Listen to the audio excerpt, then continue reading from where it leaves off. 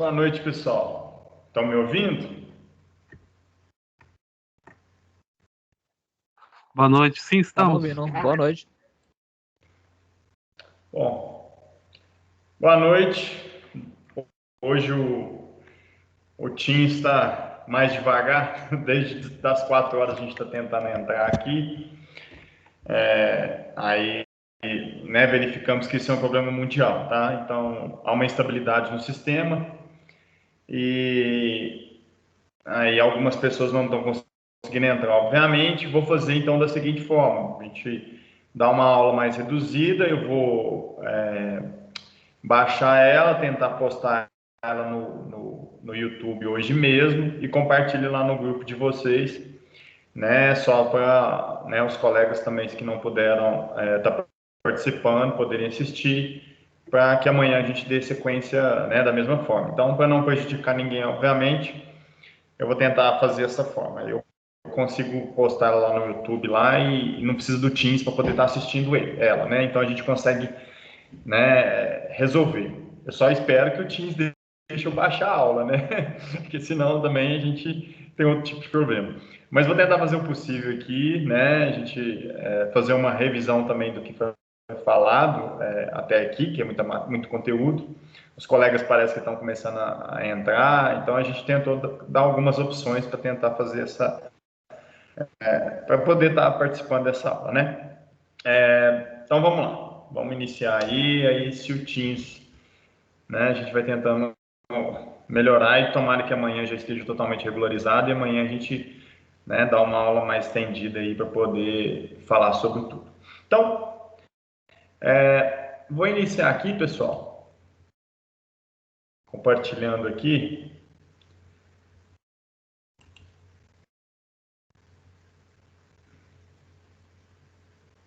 Esperar carregar a tela.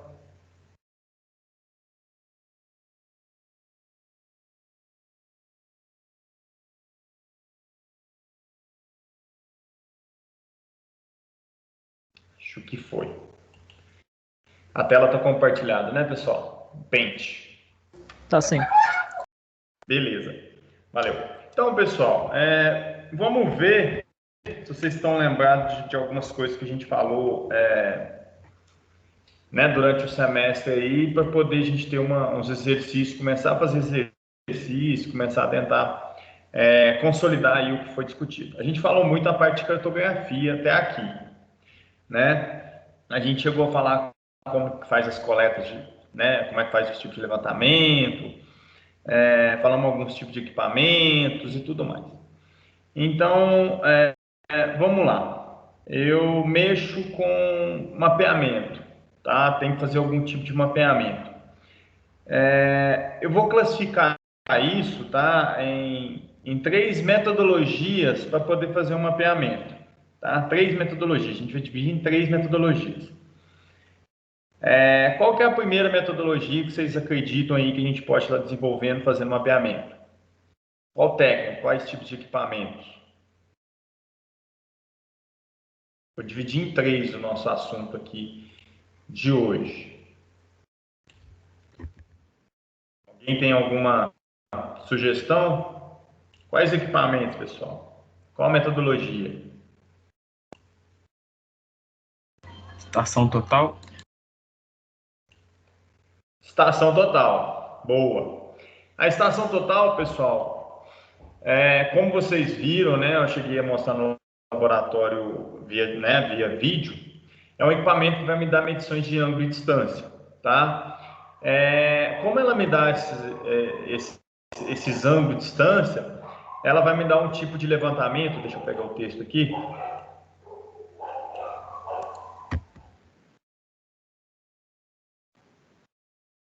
Levantamento, vamos colocar aqui, topográfico. Tá bom. A estação total, ela vai me dar um levantamento topográfico. Qual tipo de coordenada que a minha estação total vai me dar? Ela é um equipamento que mede o quê? Como é que eu faço para obter... como é que sai um levantamento utilizando uma estação total? Estão lembrados? Para que serve? O que a estação total faz?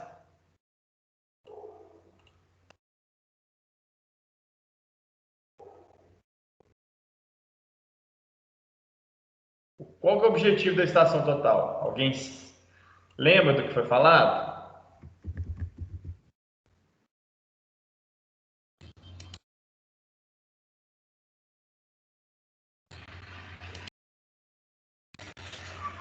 Vai verificar a altimetria ali do terreno, verificar mais ou menos as costas do terreno para poder fazer essa topografia, né? No geral, gerar as curvas de nível. É mais ou menos isso que eu lembro, professor. Não sei se está certo, não. Tá ok, Jonathan. Foi Jonathan que falou? Isso, John. Aí a Tamires colocou curvas de nível, a Isabela colocou coordenadas do terreno. Aldair, está sendo gravado sim. Se perguntou aí se a aula está sendo gravada, eu estou gravando ela aí para depois disponibilizar para o pessoal, tá bom? Então, olha só, pessoal. Ele gera, beleza, isso é o produto que ela me dá. Poligonal também, Matheus, ok. Mas assim, qual que é a origem da estação total? Como é que ela faz para me dar esse levantamento pronto, assim, desse jeito que vocês estão falando? Vocês estão falando que ela me dá a coordenada do terreno.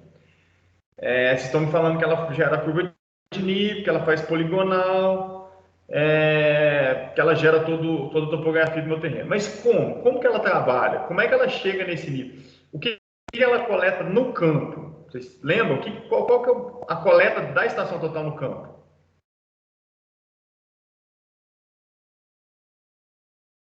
O Matheus colocou que é coordenadas. Será que ela coleta as coordenadas diretamente?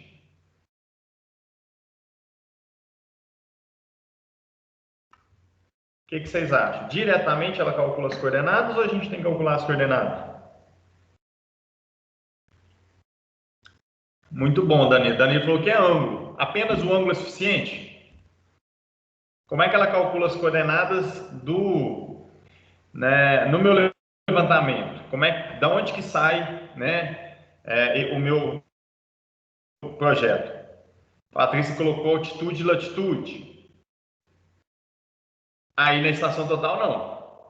Se a gente for verificar a estação total, não, ela não dá latitude e longitude. Ela vai me dar o quê? Qual que é o produto de uma estação total? É isso que eu quero que vocês... A aula de hoje ela é fundamental para ver se o conceito de cartografia né, ficou bem definido, tá, pessoal? Por isso que eu estou fazendo esse questionário com vocês.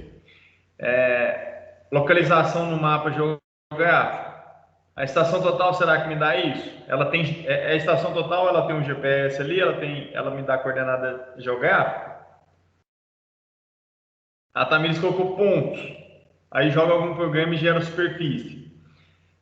Será? Ela me dá o ponto diretamente, Tamires?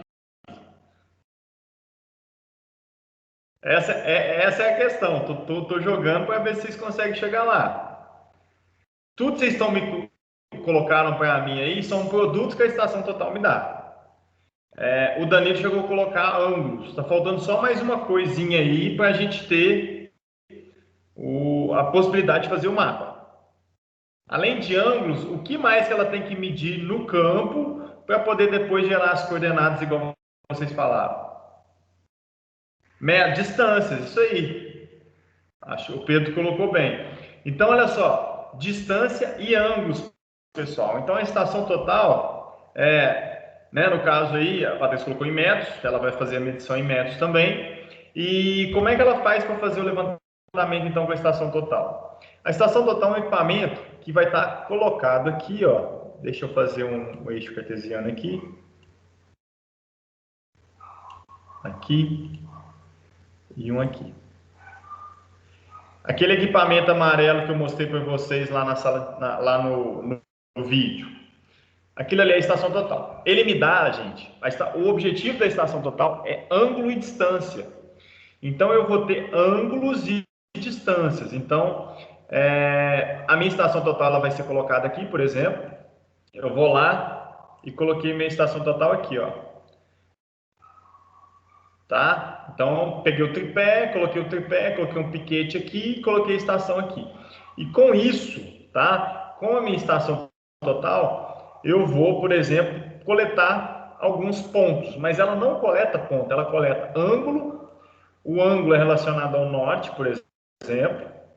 Então, ela vai fazer a leitura de um ângulo e de uma distância. Então, por exemplo, está aqui meu equipamento, peguei uma bússola, mirei e achei onde está o norte. Então, zerei. Meu zero fica aqui, ó, meu 0 graus. 90 graus já é meu eixo X. Então, eu defini na minha estação total qual que é o meu eixo X, meu eixo Y na hora de fazer um levantamento. Deixa eu melhorar esse Y aqui. Então, estou lá com o meu X e meu Y levantados. Já está amarrado. Quando eu encontro um alinhamento, 90 graus já vai ser meu Y.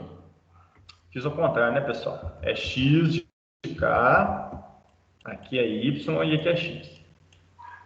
Então, olha só, a gente tem o X e o Y já lançados. Eu lanço a bússola ali vai ser minha referência em Y, 90 graus eu tenho meu X. Então, a primeira coisa que a estação total me dá é um eixo cartesiano. Vou definir aqui meu sistema cartesiano.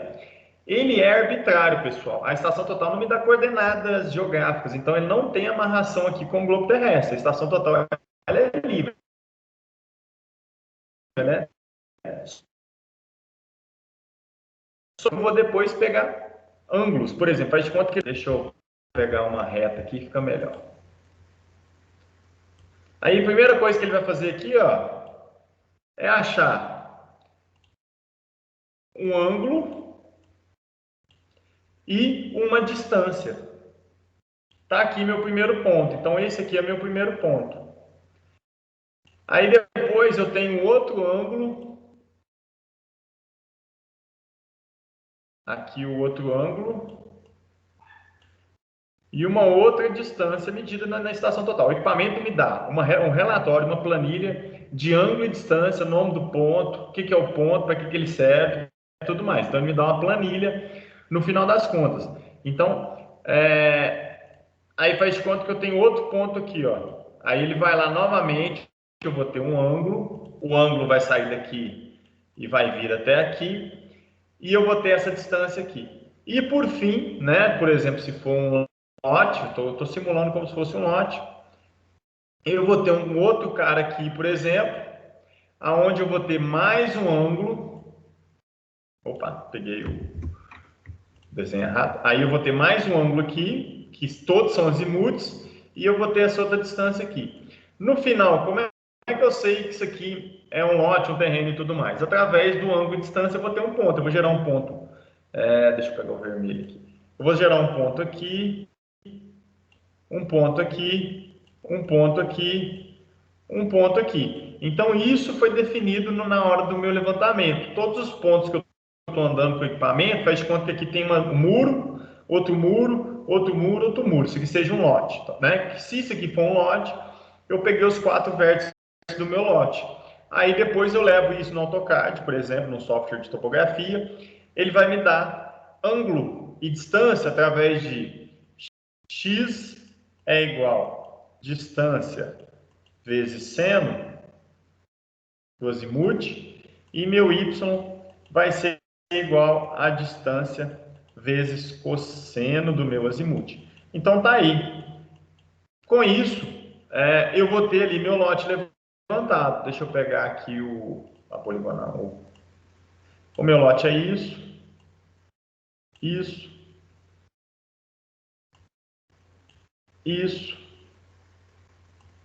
e isso, por exemplo, tá?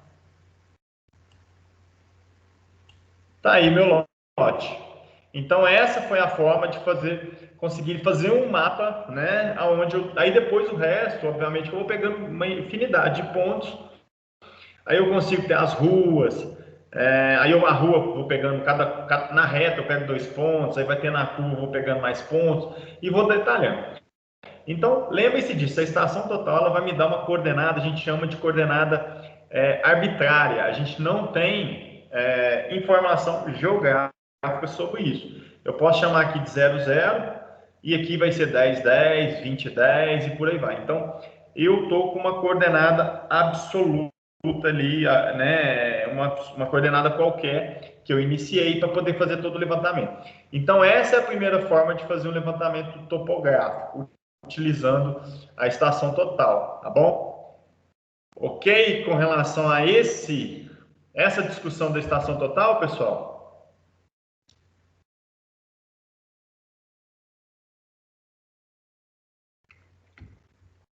Ficou claro, né? Professor, Diga.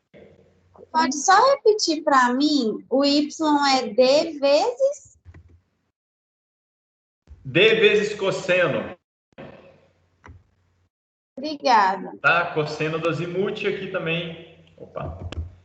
Aqui também está relacionado ao azimuth. Da onde que veio isso aqui? Veio do triângulo retângulo, tá, pessoal? Através do retângulo, triângulo retângulo aqui, tá? Aí eu vou ter as regrinhas lá que a gente estudou relacionado ao triângulo retângulo, né?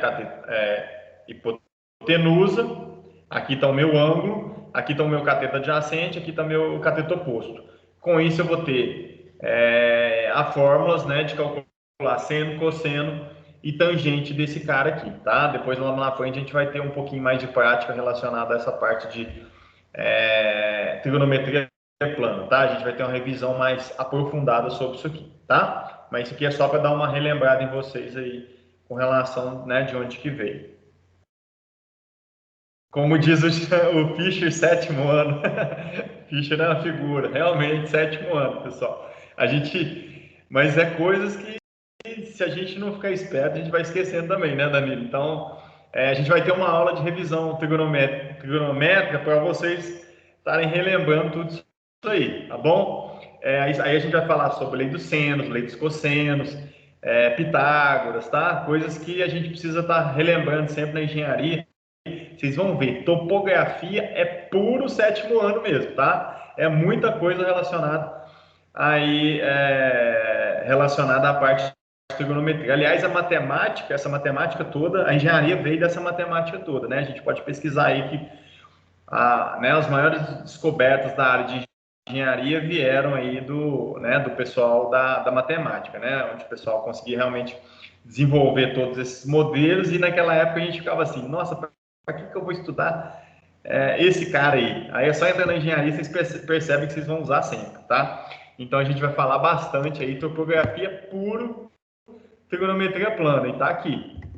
Exatamente da onde que veio as coordenadas. Então as coordenadas da estação total, elas são feitas através de trigonometria plana, tendo a distância e o ângulo de cada um ali, ela vai conseguir com isso calcular todas as coordenadas x, y, inclusive o z, que o z já pega o ângulo vertical, né, que é o ângulo zenital que a gente chama, tá bom?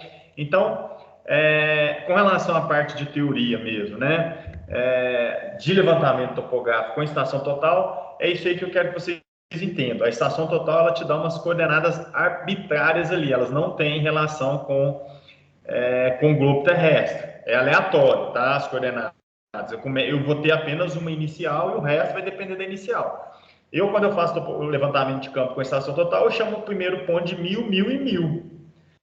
Os demais vai ser 1010, 1020, 900 e por aí vai, tá? Então a gente dá uma coordenada arbitrária para poder estar começando o levantamento aí, tá bom? Beleza, vocês falaram da primeira técnica de fazer mapeamento. Como que faz para poder tá podendo reconhecer, né, uma superfície da Terra? Beleza, me fala um outro método aí agora. Alguém saberia? GPS, geodésico. Drone? Boa, vocês já me falaram praticamente os dois, né? Ótimo, valeu Jonathan, valeu Alexander. Vamos primeiro para o GPS, tá? Matheus colocou teodolito, né?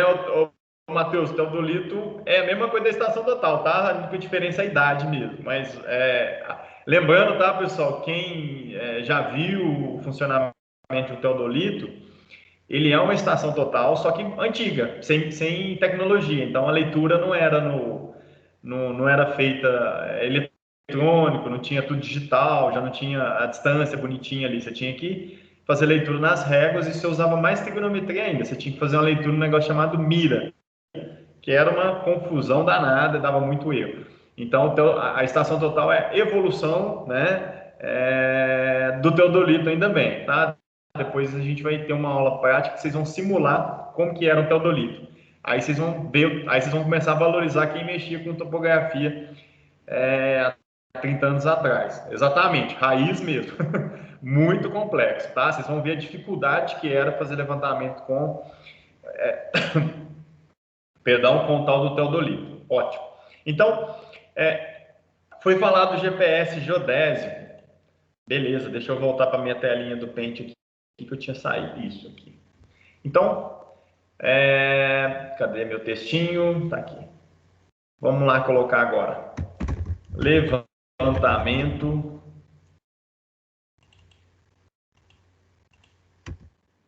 geodésico.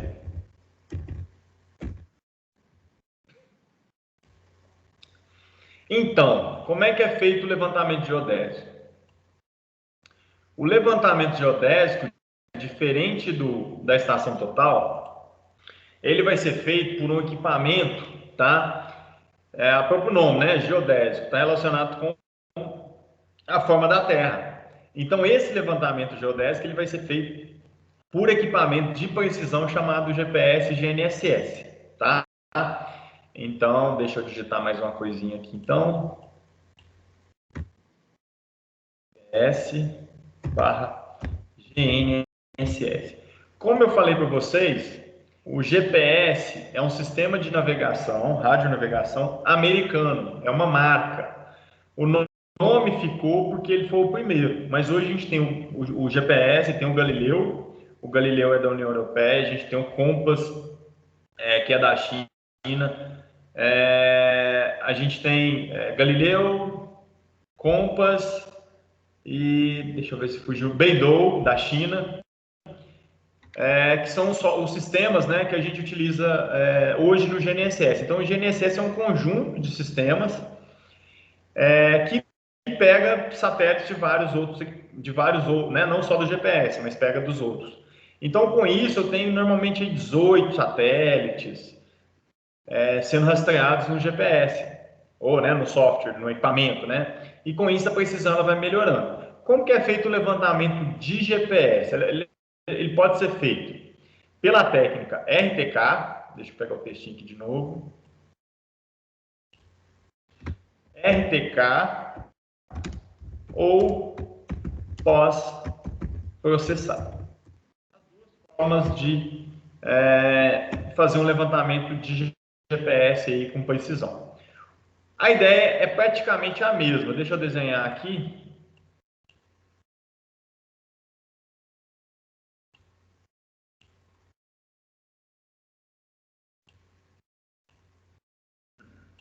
Tá aqui. Tá aqui um.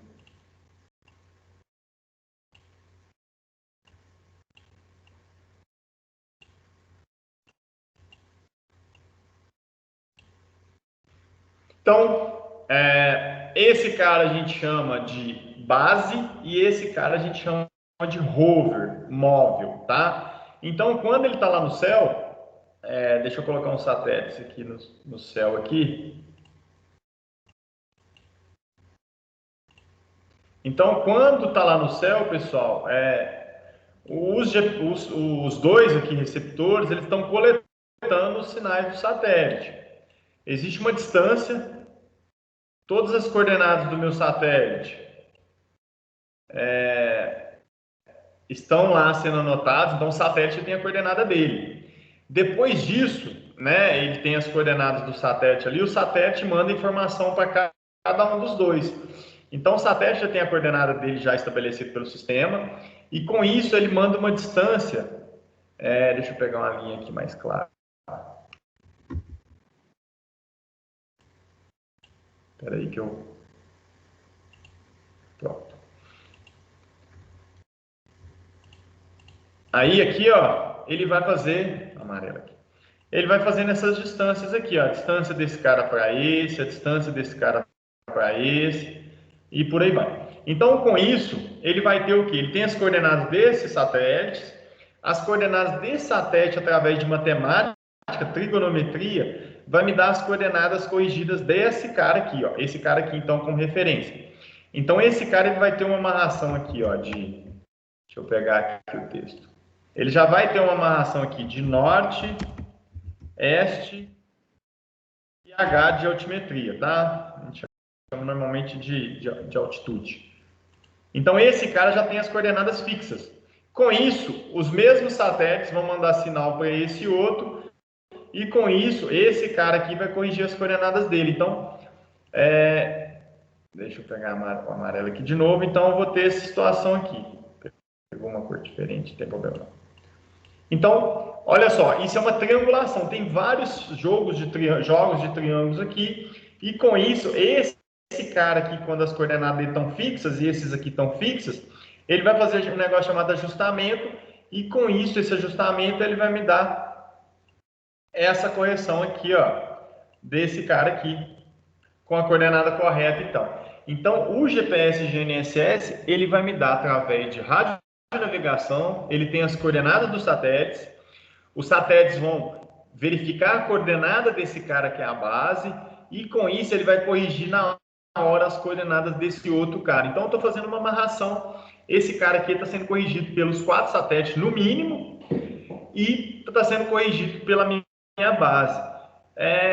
Quando vocês estão andando de carro ou andando com o GPS e fala que perdeu o sinal, pessoal, normalmente é porque ele não tem os 4, tá? Por que ele não tem os 4? Por que ele precisa de 4 satélites? O que o GPS me dá de informação? Vocês falaram para mim que a estação total me deu ângulo e distância que viraram x, y e z, por exemplo. E o GPS, o que ele me dá de informação? Qual que é o produto do GPS?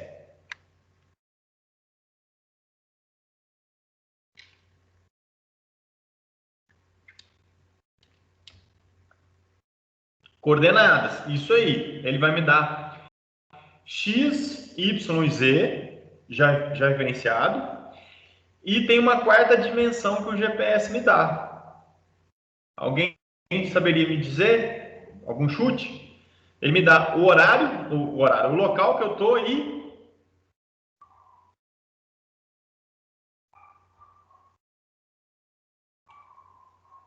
até falei sem querer. Ele me dá altura, coordenada x, y, z, Jonathan. Isso mesmo. Mas ele me dá uma quarta dimensão. Qual que seria essa quarta dimensão? Normalmente ele vai te falar aonde você está e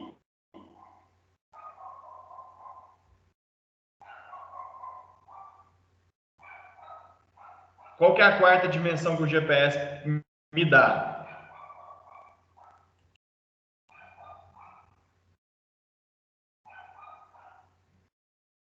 Não seria isso. Assim, a velocidade ela está embutida no horário, tá? A velocidade está calculada em cima da coordenada e do deslocamento. Então, a velocidade não estaria, é indireto, né? Não estaria errado, mas o correto é o horário, né? Que é quando eu estou. Então, o GPS ele vai me falar aonde eu estou e quando eu estou. Então, ele trabalha com 4 incógnitas: X, Y, Z e o tempo. Por isso, pessoal, que é tudo álgebra. Por isso que precisa de 4 satélites. Se ele não tiver 4 satélites, ele não tem as 4 equações, que isso aqui é uma equação, isso aqui é álgebra pura. Se ele não tiver 4 satélites, ele não consegue resolver, ele não vai ter as 4 equações para resolver as 4 incógnitas. Então, vocês viram isso em álgebra. Se vocês montarem uma equação, né, uma álgebra ali, para resolver um sistema de 4 incógnitas, vocês precisam ter, no mínimo, 4 equações. Então, ele precisa dos 4 satélites para poder gerar esse mínimo de 4 estações, de 4 satélites, para resolver no mínimo as 4 equações e poder resolver o sistema. Então, é o mínimo. Falou em GPS, ele vai precisar resolver X, Y, Z e tempo. E para isso, ele precisa de pelo menos 4 satélites. Hoje, como a gente tem muitas opções, né, de GLONASS, Galileu, Beidou, isso facilitou muito, porque normalmente a gente tem 15, 20. Quando começou o sistema era complexo, porque eles estão em órbita. Então, dependendo, eles tinham 4, mas dependendo tinha uma árvore, algum prédio, alguma coisa prejudicando, e você ficava só com 3 satélites, esquece levantamento, você não fazia levantamento. Então, essa é a forma de fazer um levantamento com o nosso GPS, né, e GNSS, tá? Então, ele vai me dar norte, oeste e H, e por último, deixa eu pegar o textinho aqui, o tempo, tá bom? Então, lembrar sempre disso. Beleza? Então, essas são as duas formas. A diferença, então, que o GPS ele vai me dar já referenciado, vai me dar coordenadas que, no globo terrestre, onde não vai se repetir, né? Um ponto na superfície da Terra, só tem naquele ponto. E a estação total, não, ela vai me dar coordenada aleatória, 100, 120, 110, são números aleatórios. Então, hoje vocês já estariam aptos a pegar uma planta e verificar, não, isso aqui é coordenada absoluta, não, isso aqui é coordenada arbitrária, não tem georreferenciamento. Não, isso aqui é coordenada, me parece coordenada geográfica, porque tem aqui os valores e tudo mais, foi feito por GPS. Então, essas são as duas formas. A terceira forma, foi falado indiretamente aí, tá? Drone, mas o drone, ele vem de qual metodologia? A gente chegou a comentar isso também.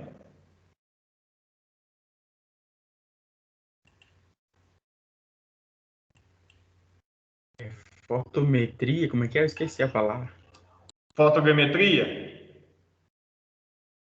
É isso? Melhor que isso, a fotogrametria ela está dentro do termo sensoriamento remoto. Então é melhor a gente falar sensoriamento remoto do que a aerofotogrametria, mas a aerofotogrametria está certíssimo. Só que como eu estou englobando, estou dividindo em 3 classes só, eu prefiro colocar a parte de sensoriamento remoto, por quê?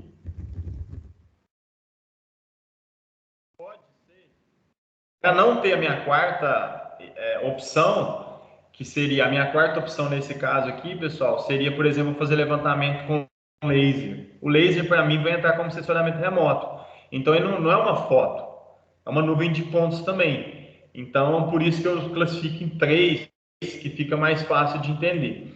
Então, o que seria o sensoriamento remoto? O sensoriamento remoto seria eu obter informação de algum objeto sem encostá-lo, né? Não vou precisar chegar nele. Então, é a forma de aerofotogrametria. O drone, avião, imagem de satélite, tudo faz fotogrametria, que a mãe da fotogrametria é o termo sensoriamento remoto. Então, sensoriamento remoto é coletar essas informações sem necessidade de poder, por exemplo, tá dentro da área, por exemplo. Então, só que eu, além das fotos, né, eu tenho a opção de ter um laser scanner, o radar, que são equipamentos que também conseguem coletar essas informações, tá? Então, por isso que eu classifico em sensoriamento remoto, que é um pouco mais amplo, só para a gente não subdividir demais e ficar aquela confusão.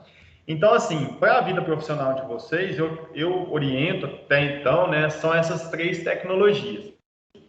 O sensoriamento remoto, então, o mais comum, né, a gente vai estar trabalhando, deixa eu colocar aqui, a gente vai estar trabalhando aí com, né, drone, imagens orbitais, tá? Né, e fotos de avião, laser e por aí vai, tá? São as técnicas de poder fazer esse tipo de levantamento. Já, né, a parte do sensoriamento remoto é aquilo que eu expliquei para vocês. Como é que eu gero uma imagem? Como é que a minha imagem vai virar um mapa? Vai servir de distância, né? Como é que eu vou calcular topografia numa imagem? Eu preciso, então, ter um recobrimento. Então, o sensoriamento remoto ele vai funcionar para os casos de imagem, né, de aerofotogrametria, porque eu tenho um recobrimento. Então, aerofotogrametria, eu preciso de um recobrimento de imagem, onde eu vou ter 2 imagens do mesmo objeto. É aqui que eu mostrei para vocês do olho humano. Eu só consigo enxergar a profundidade dos objetos se eu estiver enxergando aquele objeto com os 2 olhos. Se eu fechar um olho, eu vou perder a noção de profundidade. Então, por isso que é necessário aí eu ter duas fotos tiradas do mesmo lugar. Com isso, eu faço uma álgebra, a gente chama de estereoscopia. Fazendo a estereoscopia, eu vou estar transformando isso aí em um relevo, né? Eu vou estar enxergando um relevo, alguma coisa do tipo, tá? Então, essas são as técnicas de sensoriamento remoto e a aerofotogrametria. Dentro da aerofotogrametria, isso aqui, pessoal, já é uma revisão até para a prova de vocês, porque o que eu estou falando aqui é o que eu cobro mesmo, tá? É o que eu quero que vocês aprendam da parte de cartografia. Eu vou ter, nas imagens, na aerofotogrametria, eu vou ter resolução.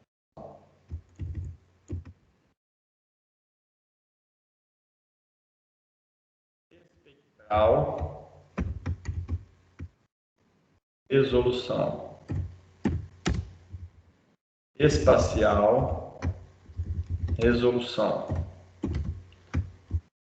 radiométrica e resolução temporal. Quando eu falo em aerofotogrametria de imagem de satélite, por exemplo, que é o mais importante aqui, eu vou ter essas 4 situações aqui. É outra coisa que eu vou cobrar de vocês. Eu quero saber o que é esse tipo de resolução. Então vamos lá.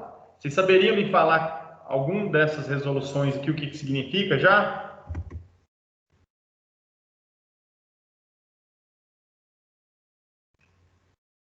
Quando vocês estão pensando aí, o Matheus está perguntando. Google Maps faz o levantamento por sensoriamento remoto? Sim, exatamente, o Matheus. O Google Maps, ele é um software que coleta a imagem de satélite e joga lá no banco de dados dele. Então, ali, o Google Maps, não especificamente, ele apenas apresenta as imagens feitas por sensoriamento remoto. Então, ele organiza um produto que veio do sensoriamento remoto, que são as imagens, tá? Então, um monte de imagem de satélite sem correção, que a gente enxerga aí a lateral de pré, a gente enxerga algumas falhas, tá? Mas, né, não tem as correções porque não foi feito para fins de engenharia de forma expedita, é só localização, mapeamento geral. Então, quando a gente compra uma imagem de satélite, a gente pode fazer todas essas correções e a imagem vai melhorar bastante, tá? Então, é uma forma assim. Então, pessoal, o que seriam esses tipos de resolução? A espacial é a mais fácil. Alguém sabe o que seria resolução espacial? Exponha, Matheus. Resolução espacial.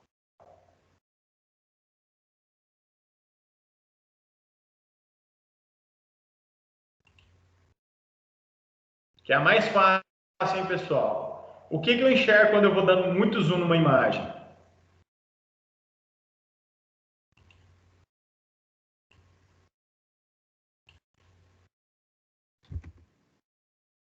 Exatamente, Jonathan. Resolução espacial está relacionada a pixel. Qual que é o tamanho daquele menor quadradinho? Por exemplo, eu tenho uma imagem de satélite do Google Earth lá com 50 centímetros. O quadradinho significa 50 centímetros. Então tem uma qualidade, eu consigo dar zoom ali e enxergar bem. É um objeto, um carro, uma casa. Depende da precisão, da qualidade ali da resolução espacial. Então, quero comprar uma imagem de satélite, vou verificar o que eu preciso. Eu preciso de área urbana, o pixel tem que ser o menor possível. Então, 50 centímetros significa que eu vou ter consigo identificar muitos objetos. Eu tenho resolução espectral. A espectral está relacionada com o quê? Tudo é revisão, tá, pessoal? É coisa que a gente já está falando. Eu vou repetindo para ver se vocês conseguem assimilar algumas coisas que, se a aula de hoje toda ficar tudo bem assimilado, eu já cumpri a parte de cartografia como um todo, tá? Eu quero que vocês entendam exatamente isso. Não é ficar fazendo leitura, não. Eu quero que vocês aprendam exatamente essa apresentação de hoje, porque a primeira prova é quase, né, garantido aí que vocês entendam tudo isso que está sendo discutido, tá? E aí, resolução espectral, está relacionado com o quê? Eu falei para vocês que as fotos são tiradas com filtros, não são? Lembram disso? Espectro eletromagnético. E como é que seria esse espectro, então? São os comprimentos de banda, pessoal. Então, quando eu vou fazer um sensoriamento remoto com imagem de satélite, eu estou trabalhando com o número de bandas. Então, a resolução espectral está relacionada ao número de bandas. O que seria isso? Eu vou comprar um satélite que tem ali o azul, o vermelho, o verde, o infravermelho próximo, infravermelho termal. Vai aumentando, ampliando o número de bandas, eu consigo separar mais os objetos. Eu quero separar um rio, um córrego, uma lagoa, de uma área de mato. Eu quero separar duas vegetações muito fechadas ali, onde eu sei que uma é mais nova que a outra. Então, essas bandas, as imagens de satélite, elas são tiradas tudo tons de cinza. Esses tons de cinza, é um tom de cinza para o azul, para o verde, para o vermelho, e por aí vai. Depois que juntam, eles unificam isso aí e as imagens são coloridas depois disso, tá? Então, até então, são diferenciadas por bandas. Então, tem a imagem do azul, que é diferente do verde, que é diferente do vermelho, e por aí vai. Tá? Aqui eu escrevi radiométrica e radiométrica. Acho que agora o Google não vai deixar eu corrigir. O Google não, é porque eu não vou achar a imagem aqui. Então, tá? Lembrem que aqui eu escrevi azinho aqui forçado aqui só para vocês lembrarem, tá? Resolução radiométrica. A resolução radiométrica está relacionada já com esse nível de cinza. Então, a radiométrica, nível de cinza. O que significa nível de cinza? Qual é a resolução, né, desse nível de cinza? O olho humano, o ser humano só enxerga 30 níveis de cinza diferentes. O computador vai ler 1.000, 2.000, vários bits de níveis de cinza. Então a gente consegue separar mais os objetos. Ele vai ter um espectro ali, uma região, aonde, por exemplo, mudou a clorofila de uma vegetação nova e uma mais velha. Ele consegue diferenciar uma da outra. A gente olha, tá tudo verde do mesmo jeito, mas ele consegue captar diferenças, tá? No não visível, que é um espectro diferente do nosso. Então, com isso, você consegue separar. Então, para agricultura de precisão, o pessoal utiliza muito isso, para saber, por exemplo, se o café está saudável, se o café é mais novo que o outro, para saber a idade de um tipo de planta, e por aí vai. E por fim, a gente tem a resolução temporal, que é o nome já diz, né? É o período de revisita, frequência, tá? Então, por exemplo, o satélite passou aqui hoje, ele demora 20 dias para passar aqui novamente. Então, é a frequência que um satélite define. Então, eu quero fazer, por exemplo, analisar o desmatamento na Amazônia. O que eu vou fazer? Eu preciso de um satélite que não precisa ter uma resolução espacial muito grande. Para que eu preciso de verificar desmatamento com imagem de 50 centímetros? Sendo que o desmatamento são hectares direto aí. Então, o que eu tenho que fazer? Eu preciso de uma imagem de um sensor, do satélite que varra mais vezes, ele consiga voltar, sei lá, 2 vezes por dia, uma vez por semana, do que eu ter um espaço muito grande e ele ter uma precisão, porque quanto mais alto o sensor tiver, em órbita, mais rápido ele vai conseguir dar essa volta. E quanto mais baixo ele tiver, maior vai ser o detalhamento, mas mais tempo ele vai demorar para poder dar a volta. Então, por isso que essa diferença de resolução temporal ela vai depender da altura e da qualidade. Talvez a resolução de 50 metros me atende para verificar desmatamento. E ela vai conseguir, sei lá, uma vez por semana ela consegue passar no mesmo lugar. Então, ela consegue mapear isso melhor. A de 50 centímetros, não, ela vai ter uma área muito maior para rodar para poder voltar no mesmo ponto. Então, por isso que existe essa diferença, tá? Então, no termo, na parte de cartografia, que eu quero que vocês compreendam até aqui, é esse como um todo, como resumo, tá? Como que é feito? Professor, Diga, pode falar. desculpa te interromper, é porque eu não entendi direito essa temporal. Você podia me explicar mais ou menos de novo, por favor? Perfeito, Isabela. Como que funciona a resolução temporal? O satélite está em órbita, então ele está dando a volta ali, ele tem um período que ele retorna para tirar a foto no mesmo local. Cada sensor ali tira foto do globo inteiro. Então hoje ele está, por exemplo, em Belo Horizonte, ele está passando em cima de Belo Horizonte. Amanhã ele vai estar passando lá em São Paulo. Aí depois de amanhã ele já está chegando quase na Argentina, sei lá, estou chutando aqui. Aí depois de uma semana ele volta novamente, dá a volta no globo, pega tudo e daqui uma semana ele está voltando em Belo Horizonte de novo. Então a resolução temporal seria esse período de revisita. É o tempo que ele gasta para dar a volta no globo e tirar e voltar para o mesmo ponto. Então ele está, como ele está dando, né, essa volta no globo terrestre, ele tira essas fotos por tempo. Então a resolução temporal, o tempo que ele demora para rodar o globo todo e voltar no ponto inicial, por exemplo. Então eu quero uma imagem de Belo Horizonte.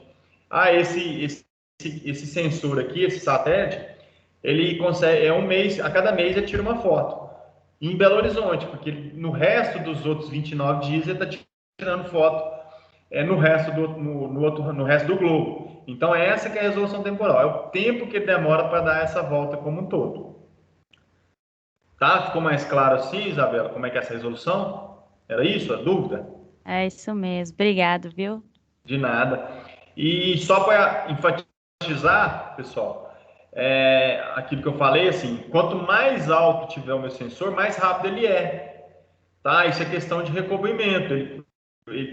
Ele vai ter o pixel pior, né? O pixel de 50 metros, por exemplo. Então, se ele tem um pixel de 50 metros, é porque ele está mais alto. Então, como ele está mais alto, ele consegue medir uma área maior do que o que está mais baixo. Então dá para fazer analogia por um drone, por exemplo. Se o drone estiver sobrevoando muito baixo, ele vai conseguir ter uma autonomia muito pequena, porque ele vai conseguir pegar uma área pequena. Se ele estiver muito alto, né, a altitude dele elevada, ele consegue ter um recobrimento muito maior. Então ele consegue produzir mais, mas a qualidade, obviamente, das fotos vão ficar inferiores. Então isso tudo tem que ter pesado, colocado na balança na hora de for avaliar cada tipo de caso, né? Tá bom, pessoal? Ok até aí, né? Deixa eu só deixar esse silencioso aqui, porque essas ligações esse povo hoje em dia não deixa a gente em paz. É bom que o celular hoje em dia já até avisa. Possível fraude, não atender. Então, olha só, pessoal. Então, a gente já tem essas hipóteses aí na hora de fazer o levantamento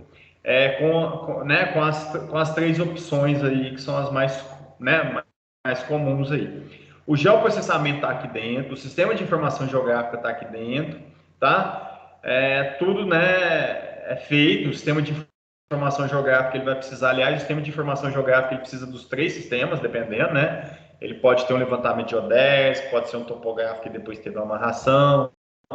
Então, o sistema de informação geográfica é juntar isso tudo no software e poder calcular, tirar informação e tudo mais, tá bom? Então, hoje vocês forem fazer algum tipo de mapeamento, na maioria das vezes vocês vão fazer dessa forma aí, tá? A gente tem laser, igual eu falei para vocês, laser scanner, radar, são métodos que também vão fazer o levantamento, que não vão fugir muito aí do que a gente está discutindo aqui, tá bom? A diferença do laser scanner é que ele consegue fazer um mapeamento aí de milhões de pontos, né?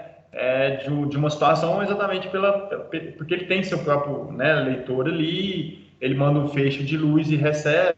Então, a diferença é o armazenamento e o custo. Mas a ideia é mais ou menos a mesma coisa, tá bom? Alguma dúvida com relação a isso aqui? Eu vou mandar para vocês esse rabisco aqui no grupo do WhatsApp, tá? Professor. Oi. A Diga. minha dúvida é só o seguinte, quando que o senhor pretende passar algum questionário, alguma coisa para a gente começar a responder? Porque eu acho que a gente vai conseguir sedimentar melhor esse monte de informação. Sim, com certeza, Stephanie. Amanhã a gente já começa a fazer uns exercícios, né, com vocês. E para a semana que vem já estou preparando uma listinha para a gente poder estar discutindo, tá bom? Eu vou tentar falar mais essa parte de teoria, porque como eu falei uma vez nas aulas passadas, aí hoje é como se fosse um resumo de tudo que foi falado. E aí depois a gente já prepara uma lista para vocês poderem estar praticando melhor. Porque obviamente que para a gente aprender, a gente tem que escrever e tem que, né, desenvolver alguma atividade. Então, pode ficar tranquila que a gente já tem algumas coisas aí para a gente começar a fazer as atividades. Só tem que fechar esse conteúdo, essa discussão aqui, para depois você desenvolver e realizar, tirar as dúvidas para a próxima semana a gente já poder dar uma certa sequência aí no conteúdo. Tá bom, Esther? Combinado, obrigada. De nada. Aí, pessoal, então salvei ali e vou limpar essa tela aqui só para fechar o... Licença, professor. Diga. Jonathan aqui de novo. É só de curiosidade, tipo assim, você comentou essa questão da frequência. Só um valor, assim, é tipo 3 vezes no dia ou é tipo 50 vezes? É só para eu ter uma ideia de quantas vezes pode ser assim, essa frequência do que o satélite passa. Depende muito do objeto, né? Do que o satélite quer fazer, né? Satélite de meteorologia, ele passa uma vez por dia, por exemplo, para verificar movimento de massa e tudo mais. Satélite da Google, por exemplo, é normalmente 30 dias, porque tem 50 centímetros de resolução espacial, então normalmente a visita demora uns 30 dias, tá? Então é nessa faixa, depende, né? Normalmente é de 30 dias, esses que têm resolução muito boa, que seria 50 centímetros, já tem alguns de 30 centímetros, e os demais aí que não precisa ter um detalhamento, né, da Terra e tudo mais, aí é de uma semana a 2 dias, então o recobrimento é... E tem os estacionários também, né?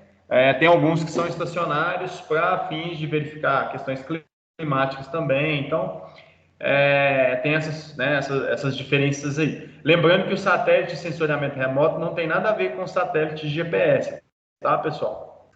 Uma coisa é uma coisa, outra coisa é outra coisa. O satélite de GPS ele só serve para poder coletar informação de GPS, a altitude é totalmente diferente. E o satélite de fotogrametria, né, de imagens orbitais, aí sim ele só mexe com tirando foto. Então, obviamente que ele tem ali as informações para poder fazer as correções das coordenadas e tudo mais, mas a finalidade dele é tirar foto. Então, cada um no seu quadrado ali. Os satélites são diferentes, tá? Só para vocês entenderem que tem satélite para GPS e tem satélite para o sensoriamento remoto, beleza?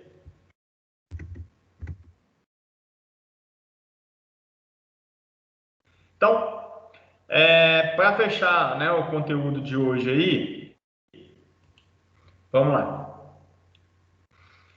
Beleza, quero fazer um levantamento com o GPS, tá? Eu cheguei a comentar isso com vocês também. Eu tenho duas formas de anotar informação de GPS, duas maneiras de coordenadas, tá? A gente tem mais, tá, pessoal? Mas aqui, na vida de engenharia civil, as duas informações das coordenadas é as que são a ser utilizadas no dia a dia. Vamos lá. Coordenadas GPS ou GNSS.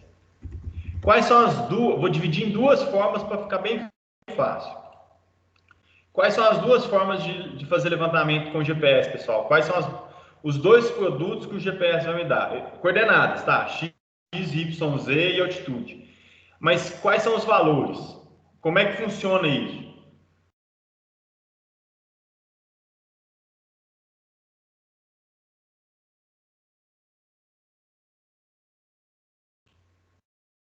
Alguém tem algum chute? Como é que são as coordenadas quais são as opções de configuração do meu GPS ou do meu Google Earth?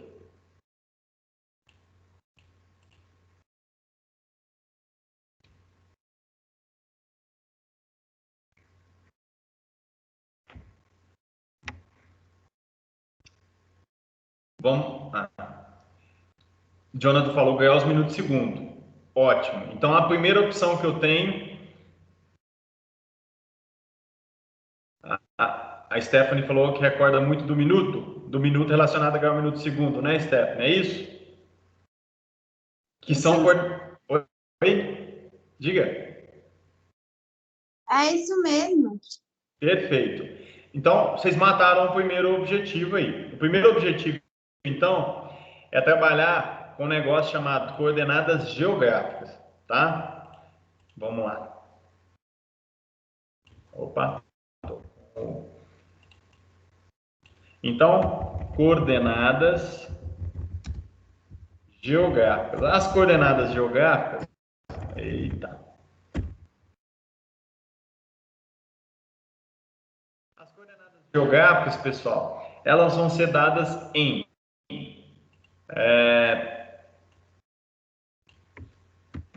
latitude, longitude. Onde vocês viram, né? Qual que é a nossa referência? Equador e Greenwich, não é? Então, eu tenho ali, se eu tiver a norte do Equador, eu estou positivo. Se eu estou a sul do Equador, eu estou negativo. Se eu estou a leste do Equador, eu estou positivo. E se eu estou a oeste do Equador, eu estou negativo. Então, são as formas de poder estar calculando, né, as coordenadas positiva, negativa. Até como se estivesse dividido em 4 pedaços. Essas informações, elas são dadas em graus, minutos,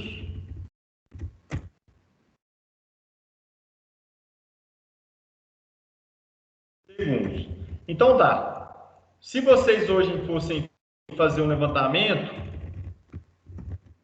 com GPS, se vocês escolhessem lá no sisteminha, eu quero trabalhar coordenadas geográficas. Aí você clica lá, geográfica. Ele vai te dar a opção latitude e longitude. E você vai ter que anotar o grau, minuto, segundo da longitude e o grau, minuto da latitude. Além disso, você vai ter que informar se você está norte ou sul, leste ou oeste, tá? Ou os sinais. Então, é dessa forma que a gente trabalha com a coordenada geográfica, tá? Latitude e longitude, grau, minuto, segundo, informar se eu estou acima do Equador, abaixo do Equador, direita, esquerda, né? De Greenwich. Então, essas são as minhas referências quando eu estou trabalhando sobre esse ponto. A Tamires falou de uma coisa muito interessante aí que a gente vai falar dela daqui a pouquinho também, que é fundamental essa informação. Aí, pessoal, coordenadas geográficas, então. Qual que é o outro tipo de coordenada comum que a gente pode utilizar? A primeira foi coordenada geográfica. Qual que seria a outra?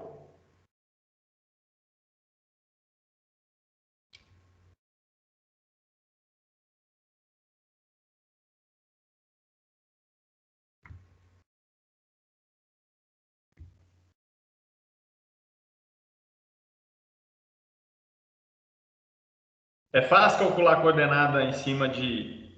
Normalmente você fala para alguém que você está a 2 graus, 10 minutos e 20 segundos de distância na estrada, por exemplo.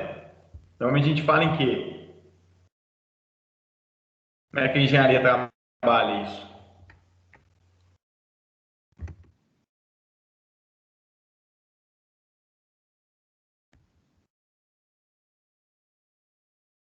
Boa, Jonathan. Coordenadas universal, transversal de mercado. O que seria isso? Tentar colocar em metros, tá bom? Então, vai ser dado em metros. As coordenadas geográficas, as coordenadas UTM é uma projeção estabelecida pela comunidade de cartografia, aonde estabeleceu que pega a Terra e divide ela em 60 pedaços. Então, a coordenada UTM são 60 fusos, tá? Peguei a Terra e dividi em 60. E ela possui informações, obviamente. Todas as projeções, vou colocar um negócio redondo. No papel vai ter erro, vai ter deformação, tá bom? Então, são 60 fusos, possui suas deformações. E eu tenho que informar, então, como são 60 fusos, eu tenho que informar o quê? Eu vou ter as coordenadas. Deixa eu ver se alguém comentou alguma coisa aqui. Peraí, pessoal. Não. Então, eu vou ter ali as coordenadas. Eu tenho 60 fusos, possui as deformações dela. Eu tenho que informar em qual fuso que eu estou. Informar, então, as coordenadas minhas, que são E e N, que a gente normalmente chama, né, nas coordenadas do TM, para poder fazer o mapeamento. Então, essa é a minha forma de entrar com levantamento departamento, ou posso trabalhar com coordenadas geográficas, ou posso trabalhar com coordenadas UTM, tá? Então, essas são as duas opções que eu tenho que apresentar para o meu sistema na hora de poder iniciar um trabalho com GPS, são isso aí, tá? A gente vai ter o dia de campo com GPS de geodésia. Vocês vão fazer isso aqui, ó. A gente vai fazer isso aqui na prática, vocês vão enxergar essa configuração aqui. E, por fim, eu tenho uma configuração aqui de... foi muito bem lembrado pela nossa colega, foi pela Tamires, e tem a do Sirgas. O Sirgas, pessoal, ele é um modelo de terra que eu estou trabalhando, então eu tenho que informar também. Vou trabalhar com GPS, eu tenho que escolher qual que é o sistema geodésico que eu estou trabalhando. Deixa eu voltar aqui para o Paint. Então, tem que definir o quê? O sistema geodésico. Qual o modelo de terra? Hoje, atualmente, o que vale é o Sirgas 2000. Mais antigamente, a gente tinha SAD 69 e córrego Alé.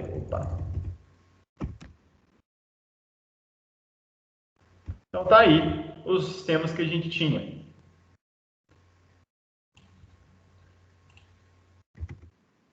Aqui se alguém comentou alguma coisa, somente.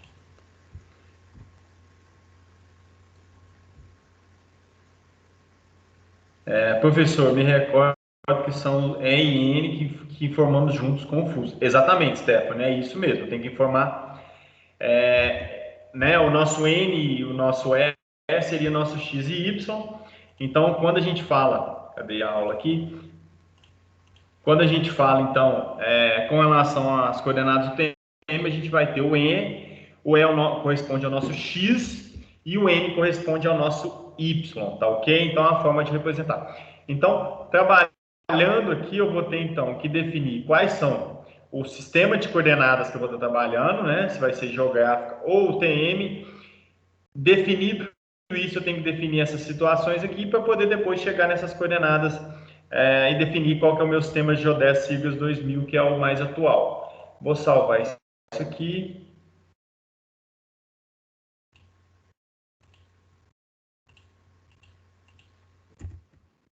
Pronto. Beleza. Compreendido isso aí, pessoal?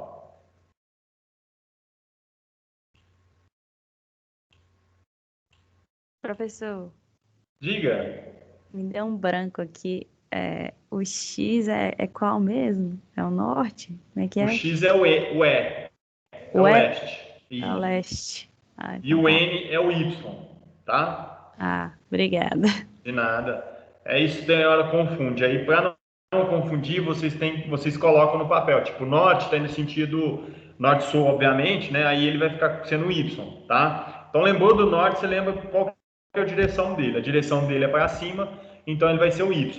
E lembrou do leste, a orientação dele, né? Para a direita ali vai ser meu X, tá bom? Então, tenta sempre, na hora de tentar lembrar onde fica o norte, onde fica o oeste, você verifica isso aí. Geodésico ou geos... Eu escrevi o que lá, o daí? Eu não lembro o que eu escrevi lá, não. Eu escrevi geodésico. Então eu escrevi errado. É geodésico, tá bom?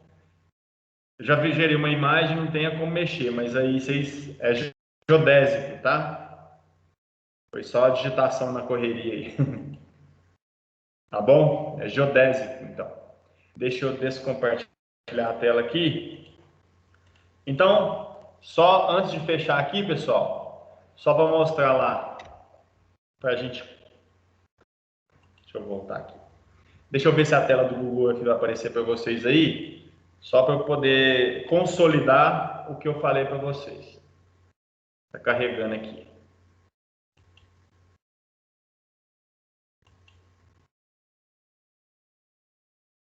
O Google deu algum probleminha aqui. Deixa eu abrir novamente.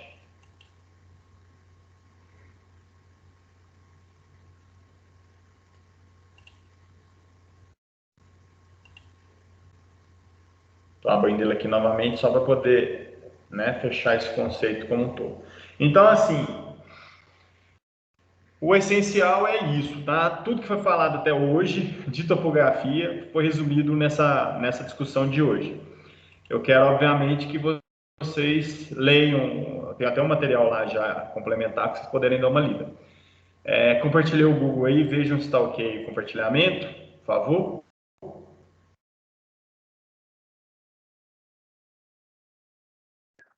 Tá sim, professor. Tá ok, obrigado. Então, olha só, pessoal, se eu vir aqui em opções ferramentas, aqui vai ter a opção, ó, universo transverso de Mercator ou graus minuto segundo. Então, o TM é aquilo que eu falei para vocês, ó. Dividir a Terra em 60 pedacinhos, então tá aqui os 60, ó. Então, por isso que eu tenho que informar o fuso na hora que for fazer um trabalho. É aquilo que eu falei lá. Deixa eu jogar aqui praça. Acho que já tô com ele até aberto aqui. Preciso criar, né?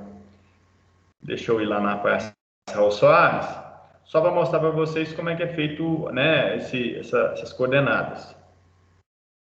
Só não está aparecendo aqui, deixa eu ver as propriedades dele. Então, quando eu crio a praça Raul Soares, deixa eu criar um novo aqui, que é mais fácil. Está aqui, ó. Então, está aqui o novo marcador, pessoal, e está aqui, ó, 23K, que é a zona que eu estou trabalhando, e as minhas coordenadas aqui, ó, leste, e minha coordenada sul ou norte, né, de referência aí. Então tá aqui, ó, 610, 7796, 706. Então tá aqui o meu sistema na coordenada UTM. Ah, mas eu não quero trabalhar com esse aqui não. Quero trabalhar com esse sistema não. Então eu venho aqui em ferramentas, vou lá nas opções, graus, minutos, segundos. Dou OK, ele mudou o sistema. Clica aqui no botão, propriedades. Tá lá, ó, 19 graus sul, 43 graus oeste. Tem que colocar o grau, minuto, segundo. Um segundo na superfície da Terra vale 30 metros. Por isso que aqui, depois dos segundos, ainda tem uns decimais aqui, exatamente por causa disso. A coordenada um segundo corresponde a 30 metros. Então, se você colocar aqui 22 ou colocar 23, você está errando 30 metros no seu levantamento. Então, tem que tomar um certo cuidado na hora de estar trabalhando com coordenadas aí relacionadas à latitude e longitude. E da mesma forma que eu expliquei para vocês, eu vou dando o zoom aqui. Tá ali a minha Terra dividida em Equador e em Greenwich. Negativo e negativo aqui, porque está abaixo do Equador e está a oeste de Greenwich. Aqui é positivo porque está a norte e negativo porque está a oeste. Aqui positivo e positivo. E aqui vai estar relacionada a positivo porque está a leste de Greenwich e negativo porque está a sul de Greenwich. São os sinais também que eu vou estar cobrando de vocês aí no dia a dia. Tá bom? No mais, é isso. Aí amanhã vai ter um exercício mesmo, tipo, né? Já tá, né? A ideia era iniciar até hoje, mas como teve essa estabilidade, a gente desenvolve ela amanhã, tá? Eu queria que vocês, se possível, baixar o Google Earth, porque quem puder já vai poder fazer junto, né? Tirando algumas dúvidas pelo Google Earth. Então, instalar ele no computador de vocês aí. E no mais, pessoal, espero que, né, tenha conseguido aí identificar nessas dúvidas e tudo mais. E teve a estabilidade do sistema, acho que nem todos os alunos conseguiram entrar. Vou tentar baixar a aula aqui e postar lá no YouTube para vocês assistirem novamente. E é isso. Deixa eu só fechar aqui e deixa eu mostrar para vocês algumas coisas aqui que eu quero, né? Quem puder dar uma lida já.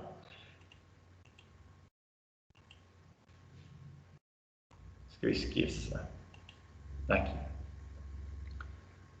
Bom, isso aqui foi falar, tudo que foi falado está aqui nessa aula que foi dada de cartografia, mas eu deixei para vocês um resuminho de tudo que foi falado hoje também, assim. Então, o que é geodésia, como é que as coordenadas geográficas, latitude, longitude, o sistema brasileiro, que é o CIGAS 2000, como que é feita a projeção, o sistema TM, como que ele é feito e como que é o sistema geodésico no Brasil, Corrego Alex, SAT69, siglas 2000, tá ok? E além disso, tem 2 artigos que eu publiquei que, né, quem quiser dar uma lida complementar aí auxilia, que é Sistema Geodésico de Referência Adotados no Brasil. Então, fala um pouquinho da história dos sistemas. E eu tenho essa aqui da avaliação de uma imagem GeoEye, que é uma imagem de 50 centímetros de qualidade, aonde vocês também podem estar dando uma lida aí que, né, que fala um pouquinho sobre essas imagens, de onde que veio a origem de uma imagem de satélite, tá ok? Então é isso, dei essa lida, né? Precisando aí, pessoal, a gente está à disposição. Espero que amanhã... Então, Stephanie, estão todos no Moodle lá já, tá? Podem baixar e começar a ter uma leitura também. E a partir da manhã a gente já tenta fazer já umas atividades para poder vocês já irem, né, praticando aí tudo que foi falado, que realmente é um pouquinho de informação, mas preocupe não, pessoal. Isso aí eu vou repetir até o final do semestre, porque se a aula de hoje ficar bem clara para vocês aí, já é uma grande parte da matéria que eu quero que vocês, né, que saiam com esse conhecimento. Então é para a vida. Essa aula toda de hoje aí é a mais importante aí para a vida de vocês na parte de cartografia. Conseguir, né, ler essa parte de diferença de sistemas aí, tá bom? Agradeço a paciência, peço desculpa aí pelas falhas do sistema, mas isso aí realmente é no Globo como um todo. E espero que amanhã esteja tudo ok e a gente possa ter aula sem nenhum tipo de problema, tá bom, pessoal? Grande abraço, boa noite, fiquem com Deus aí até amanhã nesse mesmo horário aí, nesse mesmo bate-canal, ok? Obrigado, pessoal.